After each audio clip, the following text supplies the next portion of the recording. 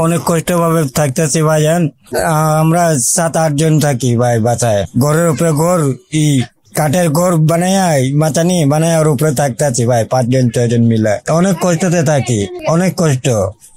এই কষ্ট আর কাকে বলবো বলেন। এই বাসন সব একদিকে ফালাইয়া এখানে রান্ধে খাইটাই আবার এখানে ঘুমাই যাই। ছেলে আছে একটা আর আমি। কষ্ট হয় না দুজন? হ্যাঁ কষ্ট হয়, অনেক কষ্ট। পানি করলে সে পানি নাই এখন যাই বাইরে গোসল করতে। পায়ে দুনু ব্যথা, ওষুধ খাইতেছি তবে কম হয় না। কেউ নাই আমার।